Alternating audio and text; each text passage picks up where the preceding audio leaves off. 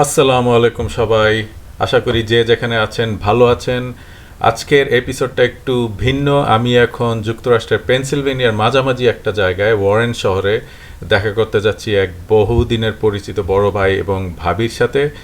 এখানে খুবই সুন্দর প্রাকৃতিক সৌন্দর্য, চারদিকে গ্রামাঞ্চল, এই নিয়েই আজকের এপিসোড।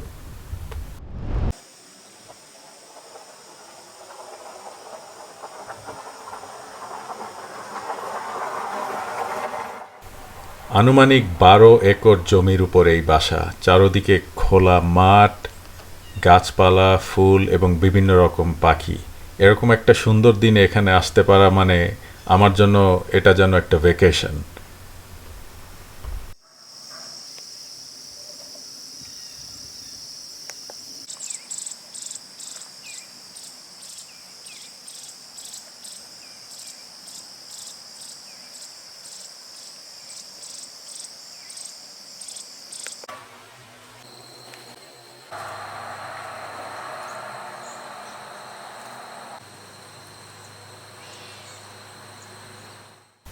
এখানে একটা সুন্দর দিনে আসতে পারার একটা সুবিধা হলো রাত্রে অসংখ্য তারা দেখা যায়।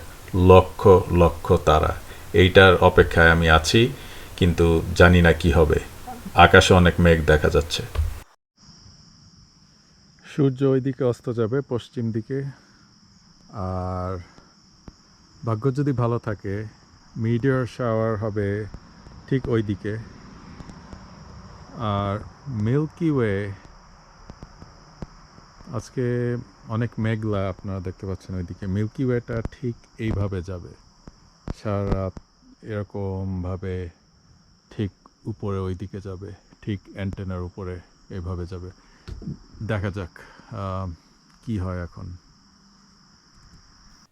এখন দেখাচ্ছি গত বছরে এই একই জায়গা থেকে আমার তোলা কিছু ছবি আর একটা ছোট ভিডিও, যেখানে লাখ লাখ তারা আর মিল্কি ওয়ে দেখা যাচ্ছে। দুঃখজনকভাবে আমি জানতাম না এটা পূর্ণিমার রাত। যদিও পূর্ণিমার চাঁদ দেখতেও খুব সুন্দর, কিন্তু তারাগুলি ভালোভাবে দেখা যায় না।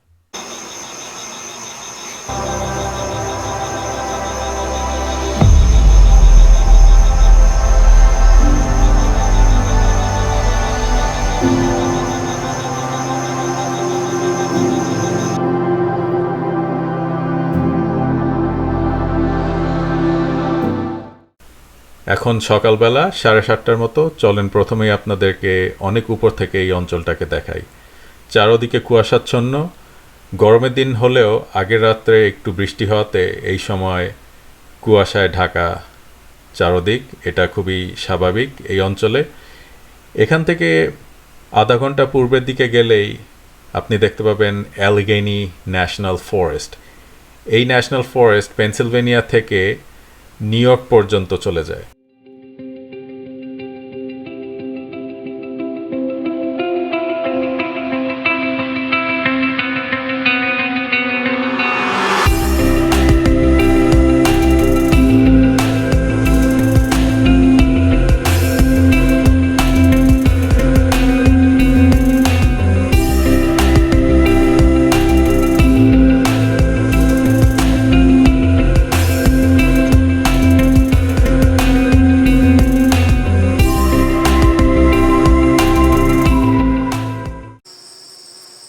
এই বাগানে অনেক ধরনের গাছ এই ধরনের। বিশেষ করে এই গাছটাতে অনেক হামিং বার্ড এসে বসে।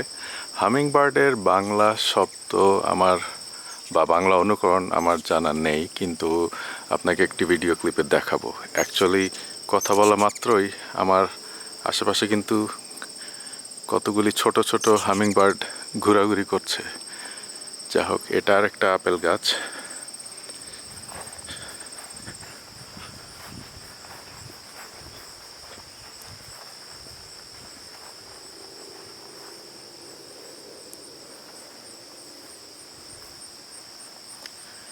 এখানে আরেক ধরনের আপেল।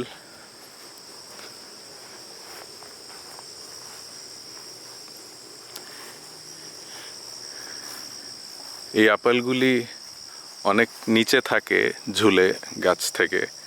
এগুলো সাধারণত হরিণ খায়। হরিণগুলি ওইখান থেকে আসে, ওই দিক থেকে আসে। ওরা এসে এসব খেতে পছন্দ করে।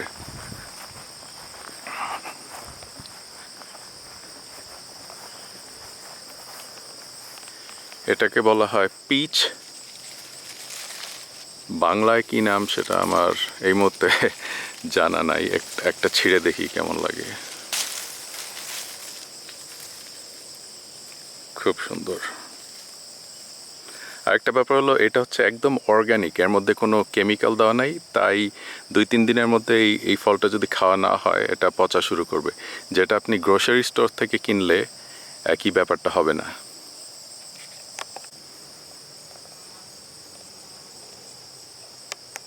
এখানে আরও অনেক ধরনের আপেল দেখা যাচ্ছে। এই আপেলগুলি অনেক লাল, এখন ছোট, আরও বড় হবে কিনা জানি না, কিন্তু উপরেরগুলা আর একটু বেশি বড়।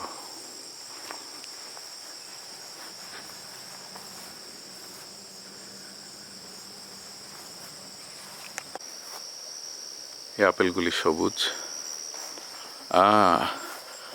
আর এখানে মজার ব্যাপার হচ্ছে, এগুলি হচ্ছে পেয়ার যেটা বলে, এখানে একটা ছিঁড়তেই হবে।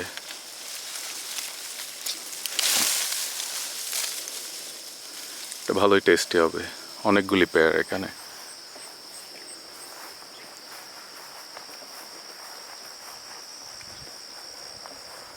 আরও আপেল। এই আপেলটা বেশ বড়।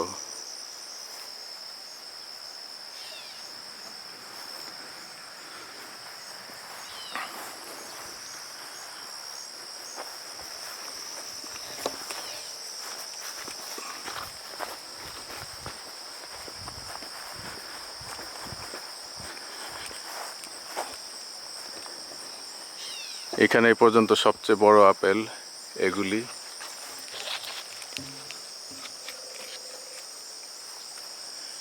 এগুলিকে আমি বাসা যাওয়ার আগে একটা একটা করে ছিঁড়ে নিব। এইখানেও কিছু পেয়ার দেখা যাচ্ছে, কিন্তু যে কোনো কারণেই হোক এই পেয়ারগুলির অবস্থা একটু শোচনীয়। হয়তো এগুলোকে সময় মতো পাড়া হয়নি, তাই দেখা যাক।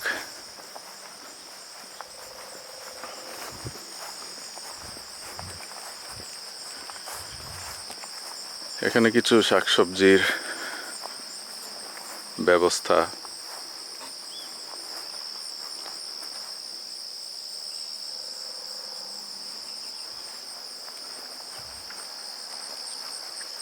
আমার মনে হচ্ছে এটা ভুট্টা গাছ।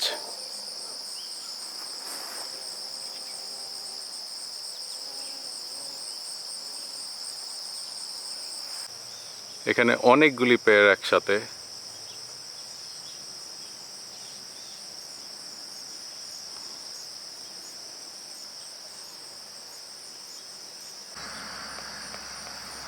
বেশ অনেকগুলো আপেল, অনেক আপেল এখানে।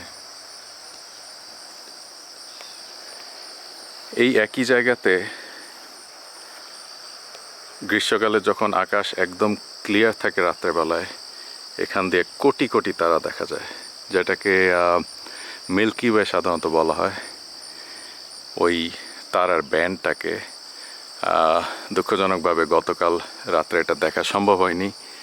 মেঘের পাশাপাশি এটা ছিল একদম পূর্ণিমা রাত, অত আলো থাকলে তারা ভালো দেখা যায় না।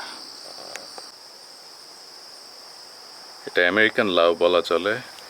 লাউটা একদম সোজা না, মাঝখানে একটু চাপা, তাই একটু ভিন্ন রকম।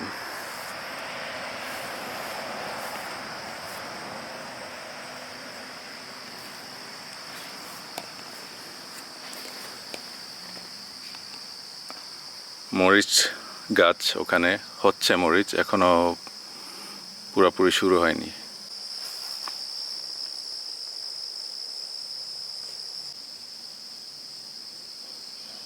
একটা দুইটা মরিচ দেখা যাচ্ছে।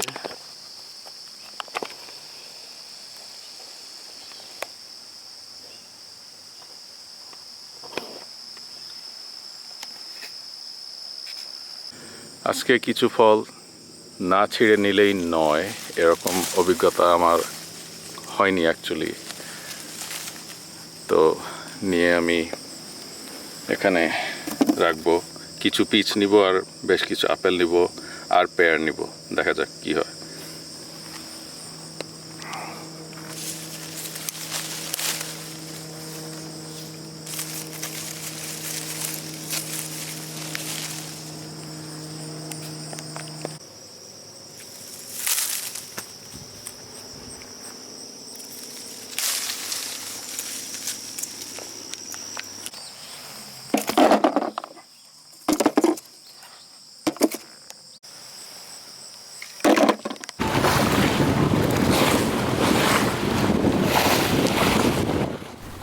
দুপুরে আমরা খাওয়া দাওয়া করে বাসা থেকে 1 ঘন্টা দূরে লেক শিটাকুয়ার উপর বিমাস পয়েন্ট থেকে ঘুরে আসলাম।